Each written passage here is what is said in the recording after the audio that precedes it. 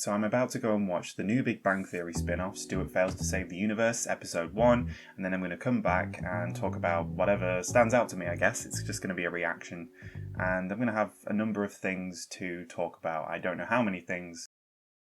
I'm back. I just need a minute. Actually, the first thing I want to talk about comes at the end, the very end. I'm going to have to be honest here. I didn't spot this. One of my subscribers spotted it and just found out. I had to go back and watch the end. So, yeah, right at the end, you know, Chuck Lorre has these vanity cards where he writes, or a lot of writers do. In this case, he's written a little explanation as to why... I'm just going to read it to you. I've spent almost 40 years writing scenes in which a small group of people sit on a couch and exchange witty banter. I only mention this to help explain what you've just seen. I just couldn't do the couch thing anymore. I had to try something new. I think that really just explains a lot. Look, Chuck Lorre is 73 years old, and I think he's just kind of reached a point where, I mean, he's had an extremely successful career, and that's an understatement. You know, he's known as the king of sitcoms. And by the way, I'd like to do a video on his whole life, if anyone's interested in that, from when he's a child to his first job to eventually his rise in fame. And just a reminder, he's written Two and a Half Men, Big Bang Theory, Young Sheldon, Georgie and Mandy's First Wedding, now Stuart Fails to Save the Universe, and he wrote other series before that are less known now, but I'll talk about all of that in the video. If anyone's interested, let me know in the comments. He found a structure that worked, and I think he's been too scared to leave that, which is quite common. And so he's been really satisfying viewers' expectations for decades. And now he wants to subvert their expectations. The second thing I want to talk about, which was immediately apparent to me, I think, after the first couple scenes, is the shift in comedy. The Big Bang Theory's comedy is formulaic. It comes from strange relationship dynamics, and it's all character comedy. We're laughing at the characters, really, or with them, depending on how you look at it. It feels to me like the biggest change, the biggest shift, is where our attention is in terms of comedy. We're no longer laughing at the characters, at least not in the same way. What we're laughing at is their reaction to the world, the strange universe they live in. In a way, they're all straight men now, as in comedic foils. Although they're all kind of quirky characters in different ways, they're now the norm, and everything that's going on around them is the absurd. And so, it seems to me, just after watching that episode, that is the biggest shift in comedy we've seen. And I wonder if it comes from changes in people's, I think, more recent criticism of the Big Bang Theory, and I don't fully agree with it, but I get where people are coming from, is that it's making fun of people. I think it does to an extent. I think it's more complicated than that, and I've gone into that in other videos, so I'm going to move on today, but I just wanted to talk about that big comedy shift. The next thing I want to talk about is the comic book store. It's not the same comic book store anymore. That's how I felt anyway. First of all, we never really saw it from the outside in the Big Bang Theory, so I don't know if it was supposed to be, like, iconic. I was thinking, that's fine. I'm excited to get inside the comic book store because we're going to feel like we're back in time again. No, I didn't feel that at all, and okay, obviously it's because they're in like some post-apocalyptic universe, but even at the end of the episode, when they go back to a more normal version of reality, apart from that weird thing in the back of their heads, I still felt like it's not really the comic book store as we know it. This sounds strange, but I think it might all come down to camera placement, because they got the set perfect, you know. It does feel very nostalgic in a way, but in the Big Bang Theory, we're so used to the cameras being in the same place the whole time. Even in Leonard and Sheldon's apartment, we see it from the same angles all the time. We've got one camera that's following them, really.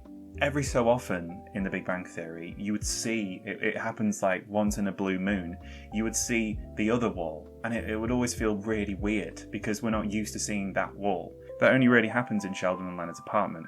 But with Stuart Fails to Save the Universe, we've now got that in the comic book store. I don't think any of the camera placement is the same as in the Big Bang Theory, but correct me if I'm wrong. Same thing with Caltech, that just felt completely different, and no, not just because it's a strange universe. At first, I didn't like that, but I think it was necessary. I think they need to do this differently. It's basically a different genre. I think they're trying to move on from the Big Bang Theory while still having the skeleton, maybe, of the Big Bang Theory. The heart of the Big Bang Theory. Kind of related to this, I want to talk about the characters.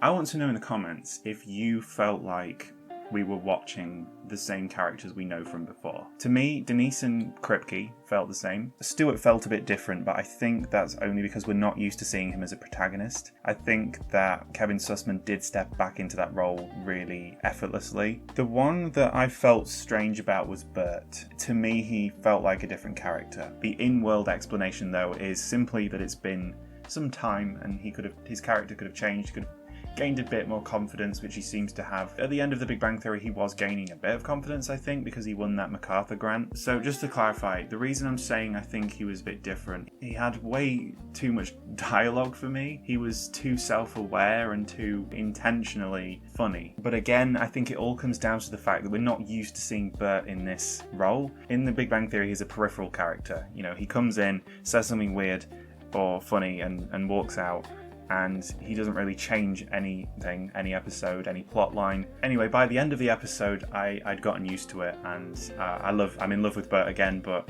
I've just had to adapt slightly to him being a little bit different, and that goes for all of them, but I think it was more noticeable with Bert. Now, the big cameo, and this is the big spoiler if you've not seen the first episode, and I'm not talking about Penn and Teller, although that was interesting. I'm talking about Raj.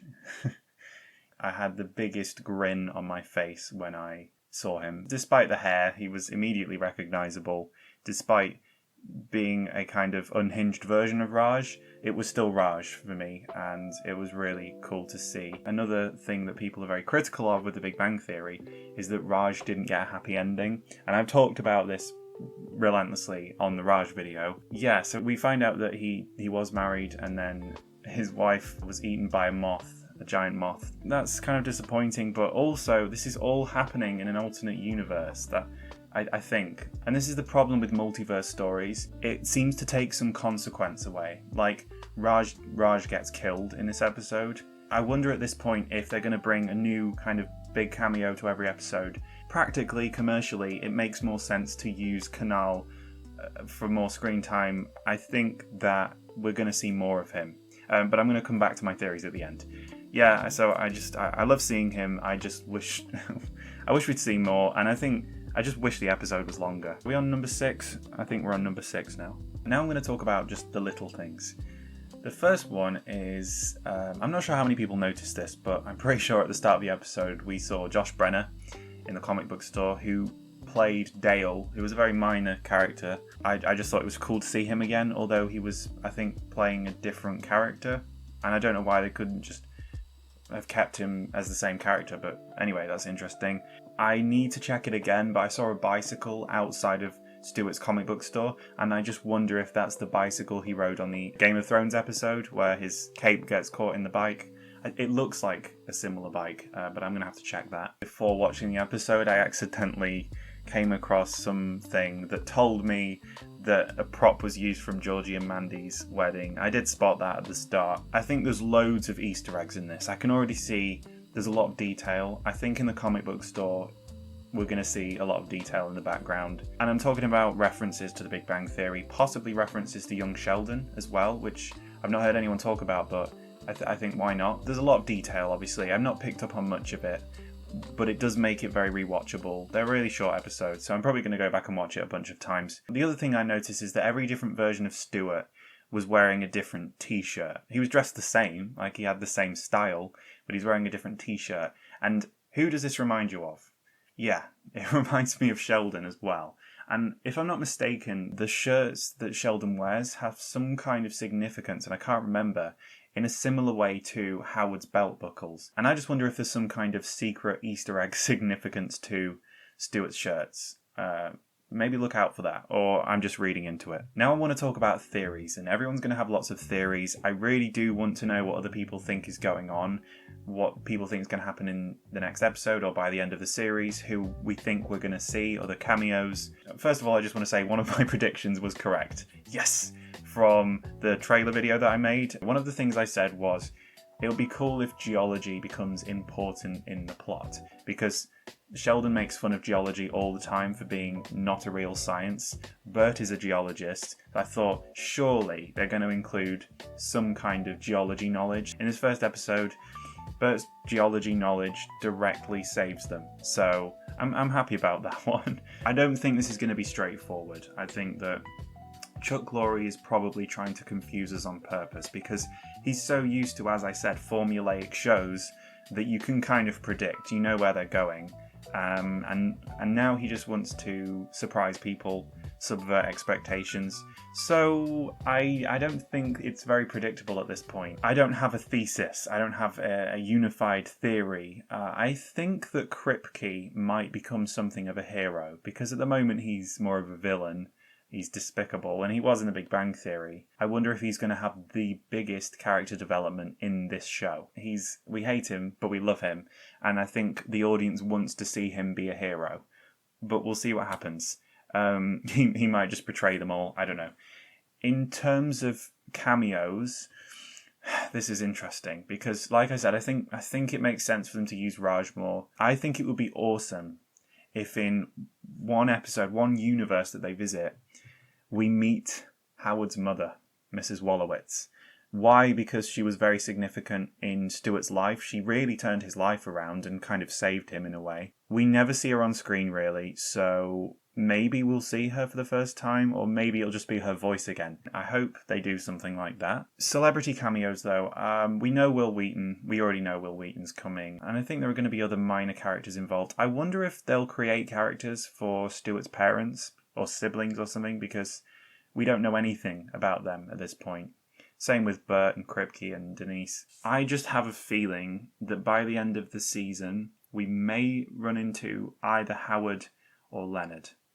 If I had to guess, I would say Johnny Galecki. I would say Leonard is going to return for a very short appearance. I don't know why I think that, because Johnny disappeared from TV and film for a long time, and I think he did recently say that he's making a return. I just have a feeling, that's all I can say, that we're going to see Leonard by the end of season 1, but I don't want anyone to be disappointed if we don't. This could be completely wrong. Recently, Jim Parsons said, "You can pay me any amount of money to play Sheldon again," or something along those lines. I'm paraphrasing. Did he say that to confuse us because maybe we're expecting him? But no, I think if I had to guess, we're not going to see Sheldon, at least in the first season. We may see one of the others. I'm guessing Leonard. That's just my guess, but tell me I'm wrong, and we'll see what happens. Okay, my overall rating of the show, what did I think? At this point, there's not much to go on, and this is my biggest criticism of the show so far. I think that 20 minutes works for sitcoms. I don't think it works for this action, sci-fi, adventure, comedy, whatever this is. We needed a bit more, in my opinion. I feel like I just sat down and it was over. And that's because I was excited about it, I was enjoying it, but it just didn't feel like long enough for me. Some people are going to disagree with me and say, no, it works perfectly. For me, it just wasn't long enough to really get into anything. But that was really, at this point, my only criticism. Otherwise, 5 stars. I'm really excited to see the next episode. I don't think I'm going to react to each episode, because this channel isn't really about reaction. It's about in-depth analysis more. Maybe we'll get halfway through season 1, and then I might talk about what's happened and analyze it a bit. I would really like to know what everyone else is thinking at this point. Just let me know your raw thoughts, just like I've just done, in the comments. There's one more thing. You can vote on your favourite. This is if you've not seen the Bernadette video. I said in the Bernadette video, we're doing a big vote. We're rating the main characters from The Big Bang Theory. And I've already had like thousands of votes, I think. I've not checked recently. Either the next video after this or the one after that, I am going to make a video on your ranking of the Big Bang Theory characters from least favourite to most favourite. I'm going to talk about what I think about that. So any comment about the 7 main characters commented on this video or on the Bernadette video, I'm going to read them all, and I'm going to pick out a few to include on this upcoming video. You'll notice I have more cuts in this video than usual. That's just because this is a raw reaction to what I've just seen. I've not written any kind of script. I usually do some kind of script. And so just forgive me for that. But I hope you enjoyed this video, and I'll see you in the next one. Bye.